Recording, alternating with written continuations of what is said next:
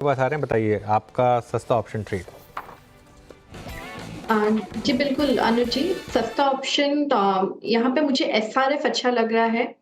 ये सेक्टर थोड़ा मुझे लगता है रिवाइव अगेन कर रहा है। यहाँ पे एसआरएफ में एक पोजिशनल ट्रेड भी टुवर्ड्स 2400 2450 मुझे लगता है बन सकता है विद गुड सपोर्ट एट 2220 यहाँ पे। तो यहाँ पे 23 का ही कॉल ऑप्शन जो रफली 50 रुपीज में ट्रेड कर रहा है, आप इसमें पार्टिसिपेट कीजिए। स्टॉप लॉस आप यहाँ पे 35 का रखिए।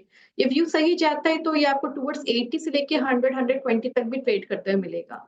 पैट द मनी है ओके। ऑलमोस्ट, मुझे लगता है, लेकिन रीजनेबली प्राइस्ड है, आप इसमें ध्यान दे सकते हैं।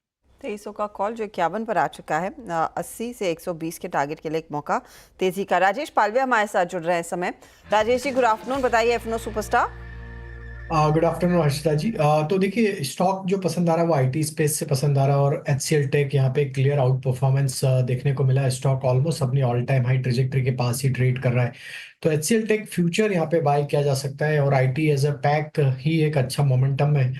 यहाँ पे हम टारगेट प्रोजेक्ट कर रहे हैं 1910 1920 की तरफ। स्टॉप लॉस होगा करीब 1855 के आसपास।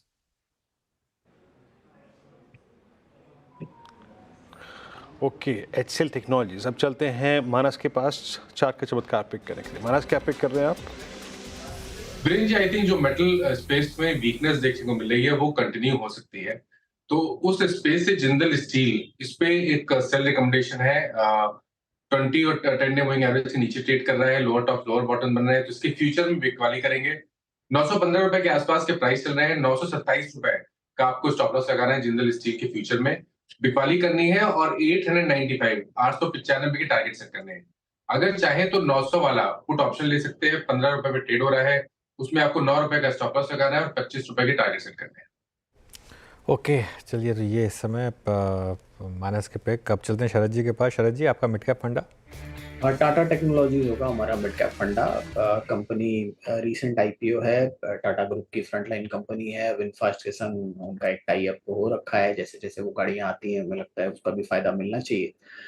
3-4 और नए प्रोडक्ट्स के लिए भी कंपनी ने वेरियस टाई अप्स किए हैं, और हमारा ये मानना है कि इवन एयर इंडिया के साथ भी ग्रोथ ठीक ठाक रहेगी। जिस तरह टाटा के संग उन्होंने एयरलाइंस में, टाटा मोटर्स के संग उन्होंने ऑटोमोटिव में अपनी पकड़ बनाई है, एयर इंडिया के थ्रू एयरलाइन सेगमेंट में भी अपनी पकड़ बनाएंगे, और आने वाले स्पेस में वहां से भी काफी डिसेंट ग्रोथ और मार्जिन इंप्रूवमेंट देखने को मिल सकती है। अगले साल हम ये उम्मीद कर रहे हैं कि कंपनी 24 से 25 रुपए के आसपास की अर्निंग्स रिपोर्ट कर देगी। और अब जैसे जैसे ये नंबर्स आते हैं, मुझे लगता है 45-50 का मल्टीपल मिलना बहुत मुश्किल नहीं होना चाहिए, क्योंकि मोड काफी स्ट्रांग है। और इलेक्ट्रिक का भी जैसे अग्रेशन है और एडवेंट होता है और एक्सेप्ट होती है मार्केट्स में, हमें लगता है वहां से भी और नया इनको ग्रोथ देखने को मिलेगी। तो 50 का मल्टीपल मिल जाना चाहिए। तो 1250 के शुरुआती लक्ष्य के हिसाब से Tata tech. Okay, Tata tech. चलिए, ये हो गया आपके लिए चार्ट ट्रेड। अच्छा, अब अर्निंग्स का प्रीव्यू करते हैं। उससे पहले एक स्टॉक मैंने प्रीमियर की बात की थी, लेकिन उससे बड़ा एक्सीडेंट आज है बारी एनर्जीज। एक बार बारी का शेयर लेकर आई।